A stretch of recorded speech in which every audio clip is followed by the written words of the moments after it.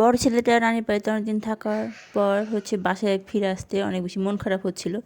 ওখানে স্বাধীনভাবে খেলাধুলা করতে পারছিল আর ওখানে অনেক ফাঁকা জায়গা পাচ্ছিল, কিন্তু বাসায় আসার সময় তার একটু মনটা খারাপ ছিল, কিন্তু কিছু করার ছিল না।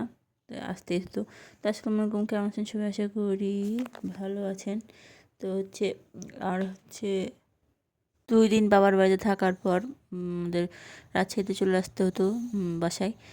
তো ওই জন্য সকাল সকাল নাস্তা করে নিয়েছিলাম, উঠে গরুর ভুঁড়ি দিয়ে রুটি খেয়ে নিচ্ছিলাম, আর এখানে চা ছিল, চা খেয়ে নিচ্ছিলাম। সকাল সকাল চা খেতে ভালো লাগে ঠান্ডা ঠান্ডা পরিবেশে। তো তারপরে ভাবলাম যে এদিকে আমি আমার মায়ের জন্য একটু রান্না করে রাখি, তো শিম ভাজি রান্না করে দিচ্ছিলাম।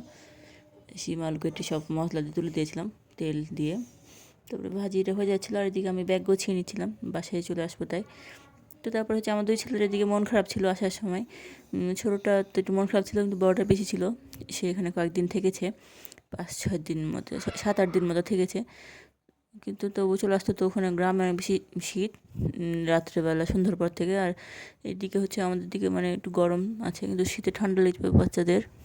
তো এই জন্য বাসায় চলে আসতে হতো, ওখানে রেখে আসা যাচ্ছিল না। তো বাসায় চলে আসলাম। তারপরে এদিকে খিচুড়ি নিয়ে আসছিলাম, তো খিচুড়ি আর ডিম ভাজা খেয়েছিলাম, যেহেতু বাচ্চারা সকালে উঠে সকাল সকাল চলে আসছিলাম, না খেয়ে চলে আসছিলো ওরা। আজকে রুটি আর ডিম ভাজিও নিয়ে আসছিলাম, তো দুটোই প্রায় খেয়ে নেবো।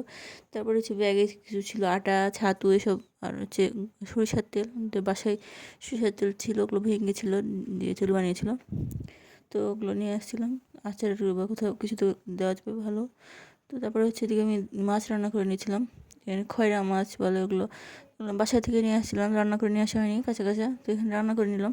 তারপরে আমার দাঁতের ডাক্তারের কাছে যেতে হতো, এই জন্য তাড়াতাড়ি চলে আসছিলাম। দাঁতের ডাক্তারের কাছে দুপুরে অ্যাপয়েন্টমেন্ট ছিল, দুপুরে বলেছিল যেতে। তো তারপরে আস্তে এসে আমাকে পুলিশেরা আমাদেরকে মানে রাস্তা এই সাইডে আমি যাবো লক্ষ্মীপুরের দিকে, আর অন্য সাইডে অটোটা যেতে বলছিল। মানে যাওয়ার সময় পুলিশ আটকা দিচ্ছিল। তো আমি গলির মধ্যে চলে যাচ্ছিলাম, যেহেতু কম রাস্তা ছিল, কিন্তু একটা চাচা পেলাম রিক্সাওয়ালা, তখন উঠে গেলাম। তারপরে দাঁতের ডাক্তারকে দেখিয়ে আমি চলে আসলাম বাসায়। তো এসে বিকালের দিকে চা খেয়ে নিলাম, আর বিস্কিট দিয়ে, একটু সুপার বিস্কুট বলে আমাদের এদিকে, ছোটোবেলায় বেশি প্রচলন ছিল সুপার বিস্কিটের। তো বিস্কুট দিয়ে চা খেতে ভালো লাগছিলো। তারপরে আমাদের বাসায় কিছু সবজি টবজি ছিল না, তো আমার হাজব্যান্ডকে বলছিলাম যে সবজি নিয়ে আসো, আর পেঁয়াজ ছিল না, সব পেঁয়াজ রসুন এসব।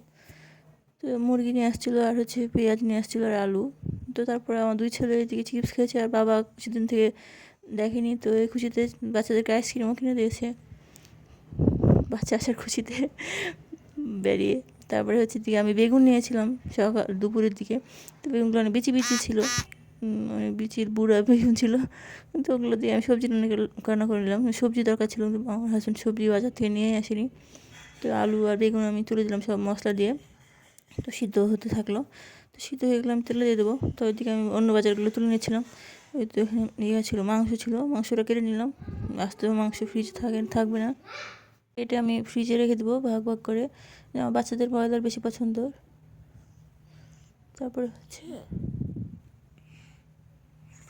মাংসটা কেটে আমি ফ্রিজে রেখে দিলাম। তারপরে বেগুন আলুটা সিদ্ধ হয়ে গেছিলো এই কাজ করতে করতে। তো আমি এগুলো তেলে দিয়ে দেবো। তো পেঁয়াজ, রসুন আর কাঁচামরিচ সব কেটে নিলাম, ভালো করে বাদামি রঙের করে ভেজে নিলাম। তার মধ্যে দিয়ে দেবো বেগুন আলুগুলো, ভালো করে নেড়ে নেবো তেলে দিয়ে। তো কিছুক্ষণ ফুটা দিয়ে দেবো, তাহলে তেলের মশলার ঘ্রাণটার ভিতরে ঢুকবে। তারপরে আমার রান্না হয়ে গেল। তো বাচ্চাদের খেতে দিচ্ছিলাম। ভিডিওটি পর্যন্ত, সব ভালো থাকবেন।